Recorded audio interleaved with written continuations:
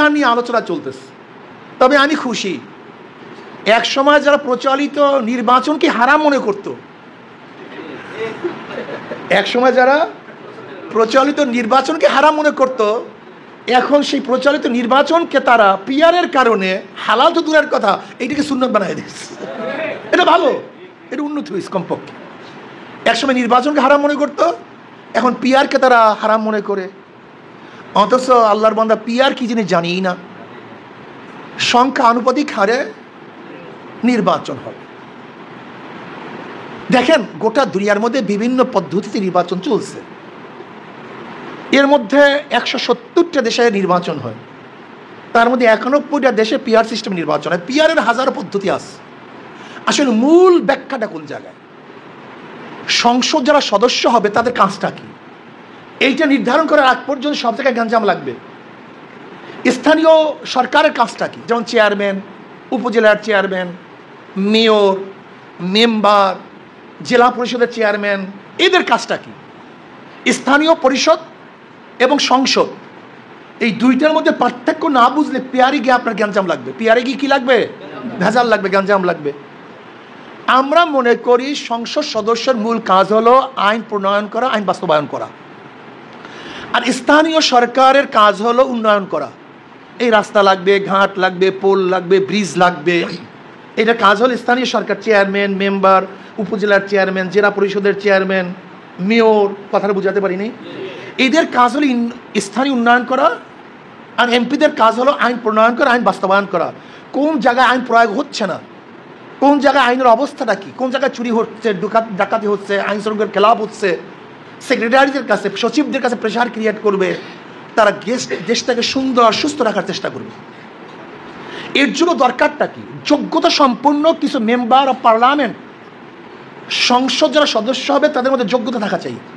কি থাকা চাই? যদি যোগ্যতাই না থাকে তাহলে সে আইন প্রণয়ন করবে কিভাবে? যদি যোগ্যতাই না থাকে, তার সেক্রেটারি, যে সচিব, সে তো অনেক শিক্ষিত, অনেক জ্ঞানী, তাকে প্রেশার ক্রিয়েট করবে কিভাবে? যৌক্তিক তার কাছে আলোচনা করবে কিভাবে? এই জন্য আমরা মনে করি যে সংসদ সদস্যদের অনেক বেশি যোগ্যতার প্রয়োজন, জ্ঞানী হওয়ার প্রয়োজন। তার আইন প্রণয়ন করবে, দেশকে কীভাবে ডেভেলপ করবে, অন্য দেশের সাথে সম্পর্কটা কিভাবে রাখবে, কতটুকু রাখবে, কতটুকু বাদ দিবে, কথাটা বোঝাতে পারি নি। গোটা বাংলাদেশের অর্থনীতির অবস্থাটা কী হবে, অর্থনীতি বাজেট করবে, অর্থনীতি কোথা থেকে আসবে, সে ব্যাপারে তারা চিন্তা ভাবনা করবে।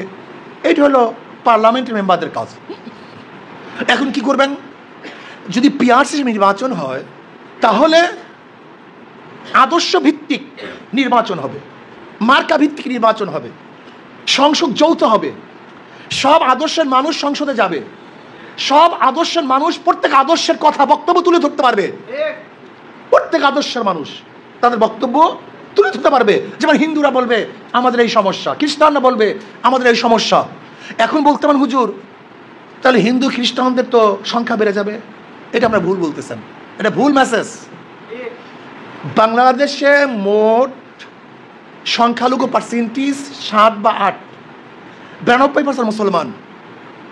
সংখ্যালঘুদের মধ্যে আবার হিন্দু আছে, বৌদ্ধ আছে, খ্রিস্টান আছে। আমি কথাটা বোঝাতে পারি নাই। যদিও ধরে নেন তাদের মধ্যে যদি ঐক্যবদ্ধ নির্বাচনও করে তাহলে তাদের সংখ্যায় কতটা সিট আসবে?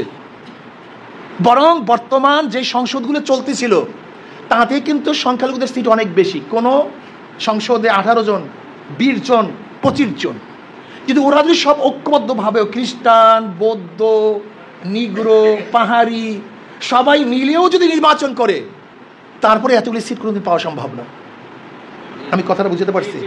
কোনোদিন পাওয়া সম্ভব না। অথচ বর্তমান প্রচলিত নিয়মে কিন্তু তাদের সিট অনেক বেশি। যারা ভুল মেসেজ দিচ্ছেন আমি বলবো 92% মুসলমান যদি এক হয়ে যায় তখন তাদের সিট থাকবে কত? 92%। ধরে নেন আজকে হোক কালকে হোক যদি মুসলমান বা ধর্মের ভিত্তিতে কি হয় নির্বাচন হয়, যে হিন্দু খ্রিস্টান বৌদ্ধ এক গ্রুপ আর মুসলিম ভিন্ন গ্রুপ, তাহলে মুসলমানদের ভোট পাবে কতজন আর ওদের ভোট পাবে কত? 7 বা 8%। সমস্যা কোথায়? তোমরা চিচ্ছ তোমরা 92%, আর তোমরা যদি 92% থাকো তাহলে কি কোনো অবস্থাতেই অন্য কোনো আদর্শ তোমাদের বিজয় লাভ করতে পারবে? অবশ্যই না। ভুল মেসেজ দিয়েন না। পিআর সিস্টেমে নির্বাচন এটা শুধু আমরা প্রথম দাবি করি নেই, 2008 সনের আমাদের ইস্তেহারের মধ্যে পিআরের কথা আমরা বলেছি। এই বক্তব্য শুধু আমাদের না, আপনারা দেখেছেন প্রধান বিচারপতি যিনি নির্বাচন কমিশন প্রধান ছিলেন আব্দুর রউফ সাহেব, তিনিও কিন্তু অনেক আগে পিআরের কথা বলেছেন। হাবিবুল আউয়াল সাহেব যিনি নির্বাচন কমিশন ইসি ছিলেন, তিনিও কিন্তু পিআরের বক্তব্য দিয়েছেন। শুধু কি তাই, গোটা বাংলাদেশের যারা জ্ঞানী, যারা ফ্যাসিস্ট চায় না, যারা চায় না লুটপাট, যারা চায় না অত্যাচার অবিচার, তারাও কিন্তু পিআরের পক্ষে। পিআরের বিপক্ষে থাকবে না এটাই বলছি না, বলতে পারেন হুজুর আমার সংসদ কে হবে আমি চিনব না, আমি যাকে ভোট দেবো তাকে আমি চিনব না।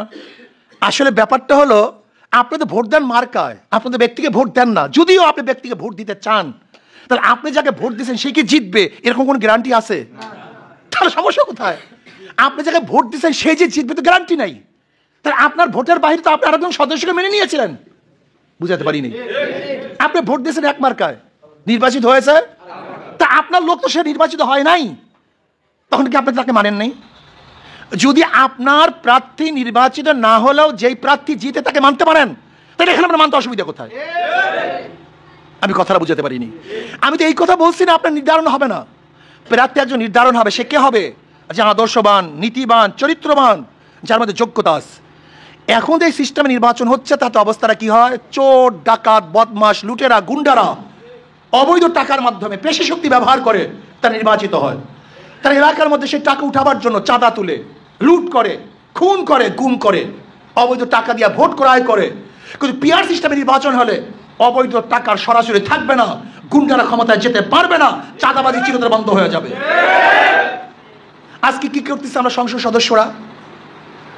সদস্যরা বিজি কি করে? বাজেট করে ব্রিজের উপরে। এই বাজেট কেন করে? চুরি করার জন্য। কিন্তু যদি আমি সংসদ সদস্য ওখানে না থাকি, ওখানে বাজেট হবে কিন্তু আমার চুরির ভাগ থাকবে না, শতভাগ কাজ হবে। যাই হোক, আমি যেটা বলতেছিলাম, এদেশের জন্য পিআর সিস্টেম সবচেয়ে নিরাপদ। সব দলের সব আদর্শের মানুষ তারা সংসদের সদস্য হিসাবে যাবে, তাদের মত ব্যক্ত করবে। গোটা বাংলাদেশে লাফালাফি, কাটাকাটি, মিছিল, মিটিং রাস্তায় না করে সংসদের বিষয়ে কথা বলবে। মানুষ নিরাপদে থাকবে, হরতাল থাকবে না, গুম থাকবে না, অবরোধ থাকবে না, কিচ্ছু থাকবে না। প্রত্যেকের আদর্শ সংসদে কথা বলবে। সমস্যা কোথায়? জাতীয় সংসদ হবে, নিরাপদ হবে। বলতে পারেন সংসদ বারবার ভেঙে যাবে। এখনো যদি পার্সেন্টেজে ভোট না পান তাহলে সংসদ ভাঙার কি সম্ভাবনা নাই? কি কথা বলেন না কেন? বলতে পারেন হুজুর সংসদ স্থায়ী হবে না, এটা দুর্বল কথা। বরং আমি মনে করি পিআর সিস্টেমে নির্বাচনে সংসদ স্থায়ী থাকবে। যদি মনে করেন হুজুর না স্থায়ী থাকবে না, তাহলে আমি প্রশ্ন করব, এখনো যদি সংখ্যাগরিষ্ঠতা কোনো মার্কা না পায়, কোনো দল না পায়, তাহলে সংসদের কি স্থায়িত্ব থাকে? তখন কি সংসদ দুর্বল হয় না? তো এখানেও দুর্বল হয়, এখানেও দুর্বল হয়। নেগেটিভ পজিটিভ উভয় জায়গায় আছে। যদি পিআর সিস্টেমে নেগেটিভ থাকে 2টা, পজিটিভ আছে 98টা।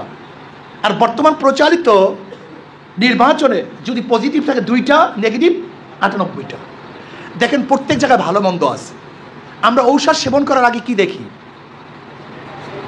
ঔষধ সেবন করার আগে দেখি এইটাই সাইড এফেক্ট হতে পারে, এই সাইড এফেক্ট হতে পারে, কিন্তু তারপর ঔষধ সেবন করি কেন? সাইড এফেক্টের সংখ্যা কম কিন্তু ভালো হওয়ার সম্ভাবনা বেশি। ঠিক আমরাও দেখব পিআরের ভালো হওয়ার সম্ভাবনা বেশি না বর্তমান পরিচালিত নিয়মে ভোট হইলে ভালো হওয়ার সম্ভাবনা বেশি? যদি দেখি পিআরে নির্বাচন হলে ভালো হওয়ার সম্ভাবনা বেশি, তাহলে আমি অনুরোধ করবো বাংলাদেশের জন্য পিআর সিস্টেম নির্বাচন সবচেয়ে নিরাপদ। পিআরসি নির্বাচন করা উচিত। পিআর কারা চায় না? কে চায় না? পিআর চায় না যারা সন্ত্রাসী করে নির্বাচিত হতে চায়, তারা পিআর চায় না। যারা দখলদারি করতে চায় তারা পিআর চায় না। যারা অবৈধ টাকা দিয়ে ভোট ক্রয় করতে চায় তারা পিআর চায় না। আর যারা স্বচ্ছ সুন্দর আদর্শবান মানুষকে ক্ষমতা দিতে চায় তারা পিআর চায়।